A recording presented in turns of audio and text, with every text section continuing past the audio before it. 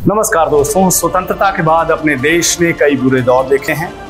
अंग्रेज सोने की चिड़िया लूट कर जा चुके थे और पीछे छूट गया था वीरान जंगल, बंजर भूमि और दाने दाने को तरसते लोग। पंडित नेहरू और पूर्व प्रधानमंत्री श्रीमती इंदिरा गांधी की कृषि नीतियों की वजह से देश धीरे धीरे खाद्यान्न के मामले में आत्मनिर्भर हुआ और अन्न के मामले में इसी आत्मनिर्भरता की चरम पराकाष्ठा दिखी बीजेपी के शीर्ष पुरुष अटल बिहारी वाजपेयी के दौर में। जब अटल जी ने इंदिरा गांधी जी की परमाणु नीतियों को आगे बढ़ाते हुए राजस्थान के पोखरण में परमाणु परीक्षण किया था, तब अमेरिका के नेतृत्व में तमाम यूरोपीय शक्तियों ने भारत पर प्रतिबंध लगाने की पुरजोर कोशिश की थी और लगा दी थी। लेकिन पूरे विश्व की टेढ़ी नजर के बावजूद भारत की आर्थिक सेहत पर कोई असर नहीं पड़ा था। पता है क्यों?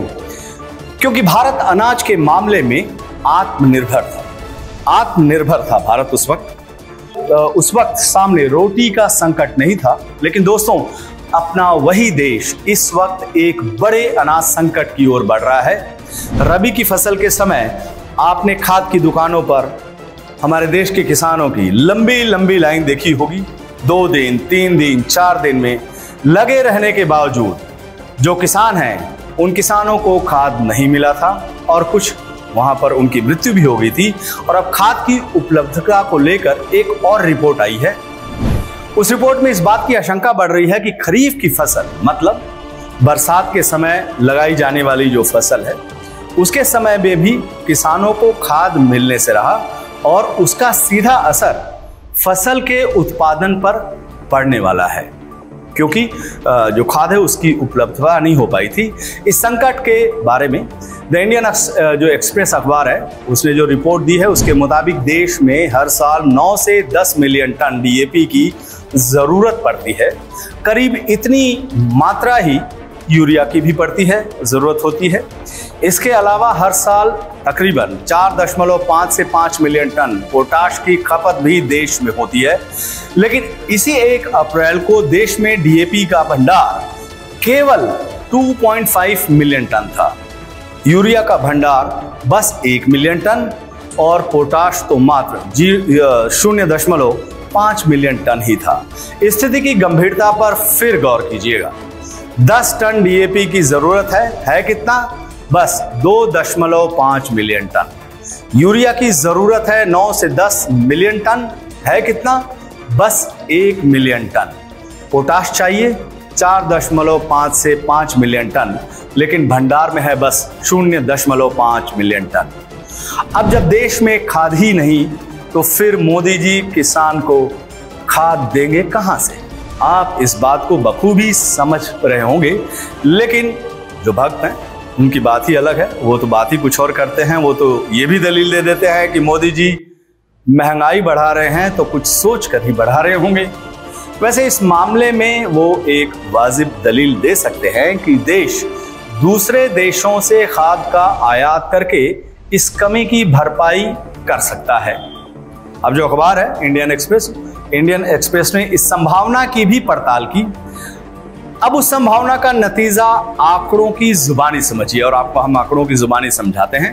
खाद कंपनियों को 1 टन डीएपी विदेशों से मांगने पर करीब 1,10,000 रुपए खर्च होंगे।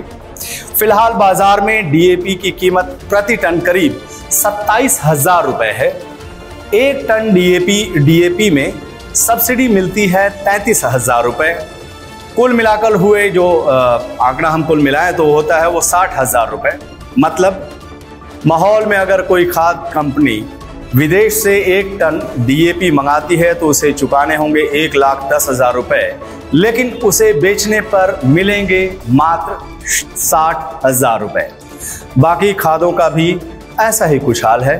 अब आप ही बताइए, ऐसा घाटा का सौदा कौन करेगा? 1,10,000 रुपए लगाकर 60,000 रुपए में कोई अपना माल क्यों बेचेगा? तो फिर इस समस्या का सॉल्यूशन क्या है? इस समस्या से कैसे निपटारा पाया जा सकता है? सरकार सब्सिडी के जरिए दामों के अंतर को खत्म करे, लेकिन मोदी जी तो मौन है।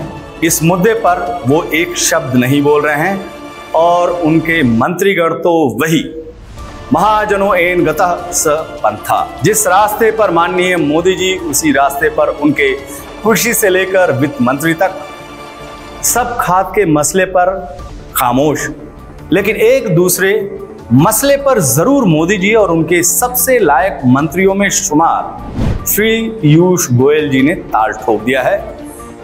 दोनों ने कहा है कि भारत अनाज के मामले में इतना धनी है कि वो पूरी दुनिया का पेट भर सकता है।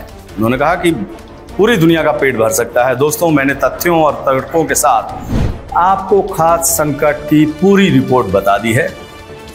अनाज उत्पादन पर उसका क्या असर रहने वाला है वो भी मैंने आपको बता दिया है।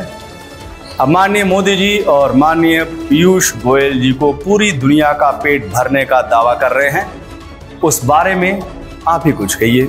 आपकी प्रतिक्रिया के इंतजार में मैं आपका भूपेंद्र नारायण सिंह। नमस्कार।